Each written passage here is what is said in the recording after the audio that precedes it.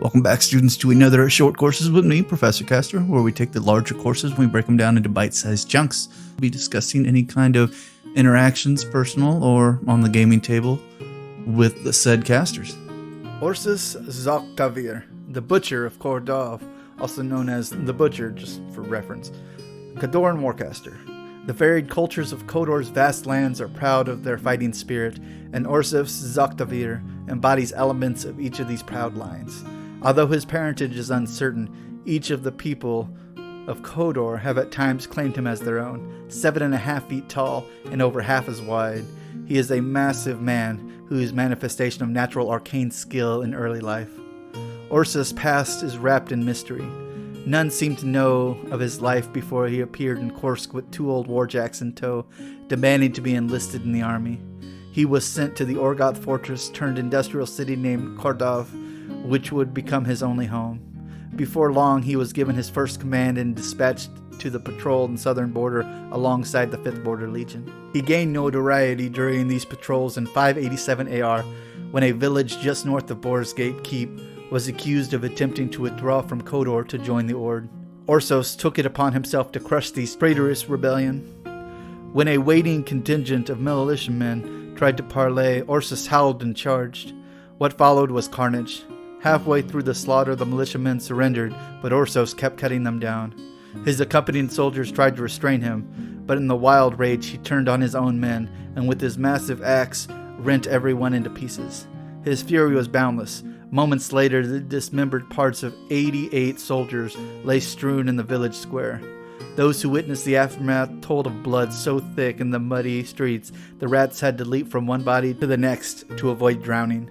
These events became known as the Borgates Massacre. Also, history lesson, whose father died during that particular massacre?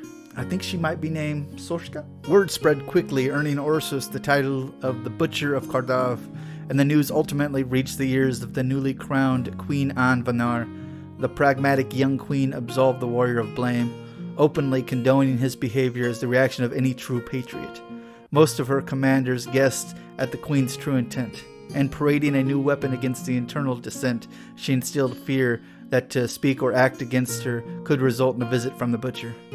Her maneuvers had the desired effect and instantly stifled all speculations of whether the new queen would be a strong monarch. The Butcher remains both an embodiment of Anvanar's strength and a potent symbol of the consequences of treachery. Younger warcasters view him with disdain, do not comprehend his leniency he has been afforded by the High Command. More traditional warcasters like Vladimir Tepesky see him as nothing more than a weapon. Orsus Zoktavir wields his axe Lola, named after a love whose loss fuels his rage, with singular fury. He wears a modified suit of steam-powered armor that was shaped from the hull of a warjack to suit his frame by loyal battle mechanics once in his service. In its protective casing, the Butcher is a force of destruction, a one-man wrecking crew. Soldiers across Western Amorn cannot forget the vision of an axe-wielding giant, a man from their nightmares becoming a living personification of warfare and bloodshed. I've worked alongside the Butcher, I've fought against the Butcher, and in both cases, it was about the same thing. He is definitely a man fueled by rage. I'm curious if him and Kharchev the Terrible get along. That'd be an interesting combination to see on the battlefield, and I'm sure some Lely soldiers have probably seen that before.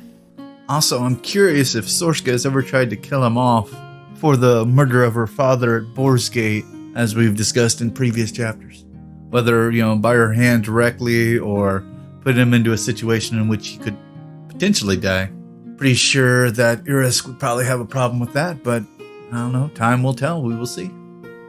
Alrighty, students. Well, that does it for this short course. And as always, thank you, Privateer Press, for letting us read your fantastic lore. And as always, your homework is going to be, please like, subscribe, comment, let me know how I'm doing, and share it with your friends and fellow gamers alike so we can increase the class size. And as always, class dismissed.